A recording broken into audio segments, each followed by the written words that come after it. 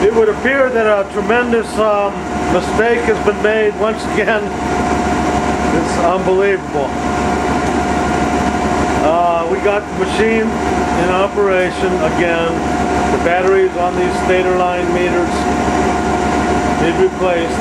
That one's showing 1.1 volts with 8.2 volts resonant rise. Second one's showing 0.9 volts with 7.7 volts resonant rise. And the third one showing 0.7 volts with 8.2 volts resonant rise. Down here at the bottom, unfortunately, it would appear that after these many months, we've been relying on a meter that is reading false. We got another little red meter there on the same terminals between 1 and 3. It's resonant rise voltage showing. There is indeed 14 volts there when it should be. There is no folded cone 2D to 3D vector nonsense like I suppose. Now then, that may be the case, but it would seem to be then that we've still got some other evidence to look at that would show a sort of missing piece of time being connected together. And that's where we're going over to our scopings now. We're going to do dual channel scopings. First we're going to note that in the balanced state, all the quantities, we see a difference of 0.50 and 4 there. All the stator line quantities then should be at least 8% with invariance. And on the bottom quantities of amperage on each line, we see that those amperage quantities should be percentage-wise within 8%. If this is not occurring, something has gone wrong on the system. Once again, we had a bad clip wire. One of our capacitive banks was throwing the reading off, so sometimes it would appear as 10 microfarad, and then it required 13.7. And so this is giving us a big problem, a whole slew of different observations, and don't understanding why this and that happens. Now, again, back to this problem over here. Right now, the white is phase 1, the red is phase 3, and we have inductors over phases 1 and 3, and we have a 120-degree angle being shown in time between those phases. Now what we have to accept now, then if we had a single magnetic stack, and we took the sensors, as I'm going to do in this next stack over there, where blue represents the North Pole and the red column underneath is the South Pole. Now we have these two identical sensors, and we place them like that on the top and the bottom of that stack. Now we don't have to change the wiring on them sensors, because a North Pole with a sensor with a North Pole coming out in space underneath the sensor is the same effect as a South Pole going through the sensor when it is on top of the sensor. So we realize then, when we take the inductors and they're all wired the same way, we're seeing a real-time difference between those fields. And in that example, if it was a single alternating current field from a single coil, there will be no difference in the signals from the top to the bottom. Now we'll go back to show that there's 120 degrees time difference. Something just happened, the scope went out.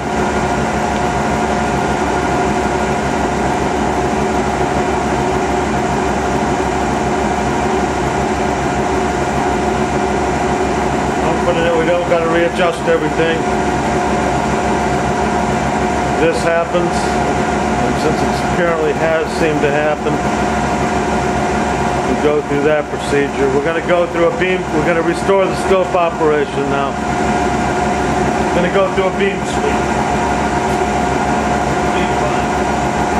Beam plane has been displaced. This mysteriously seems to happen when we're observing this thing. It throws the oscilloscope where we are back to a normal scoping, luckily. See how that did momentarily go completely out of whack. Okay, what we want to do is demonstrate all the way around the circle that everything's 120 degrees out of phase. So we'll put our sensors back over here.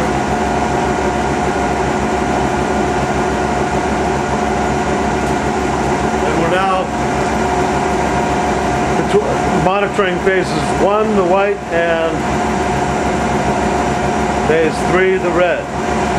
Now we're going to move that monitor of red backwards one so that it's monitoring blue.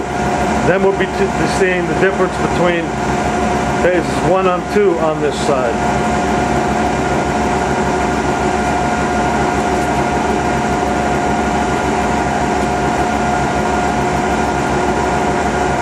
Now we can see that's out of phase.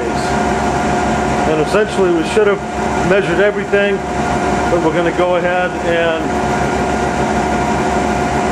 note the difference between phases blue and red, phases 2 and 3. We'll move that sensor over just to show that everything around the circle is 120 out of phase.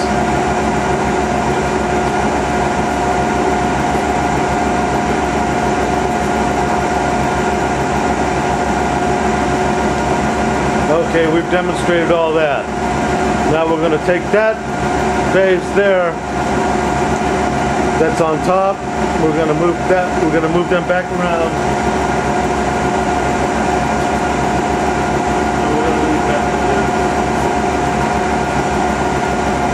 We're now going to show we got a sensor over the top of the red, phase 3, and we're going to hook up a sensor on the other end of the blue. Right now we're monitoring the phase relationship between phase 3 and phase 2 on the top sequence of phase 2's lines, which can either be attached to a capacitor or the line input.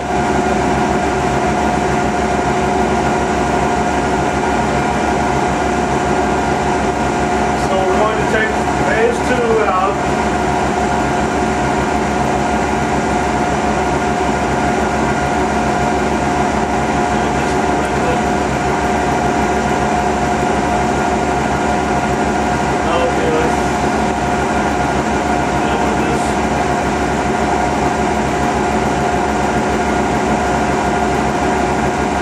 Remove that phase. Now we're going to hook up the bottom phase. Same manner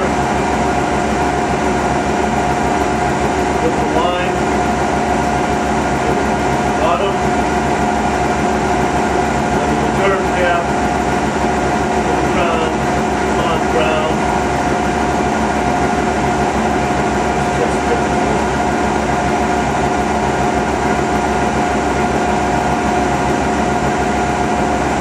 Okay.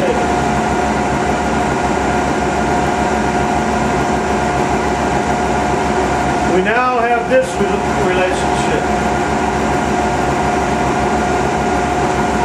The sensor on the top and the bottom of that stack. Conceivably, that's 60 degrees. Now we'll move the inductor. Now, directly back one. Number 2. We want to move that stack, monitoring the time, back to phase number 2.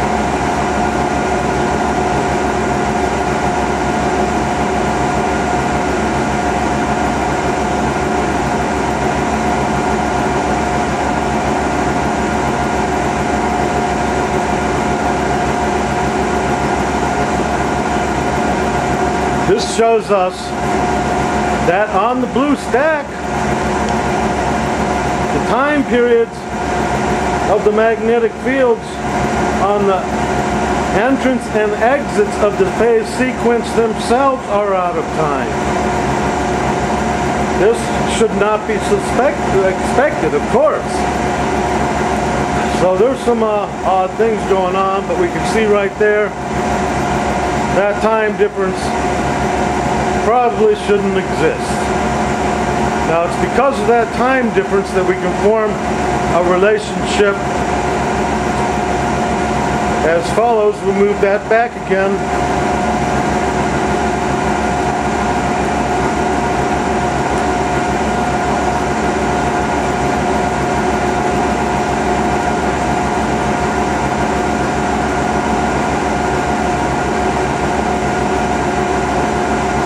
There's our presumably 60-degree phase angle difference. Now we're going to look at the top of phase 1.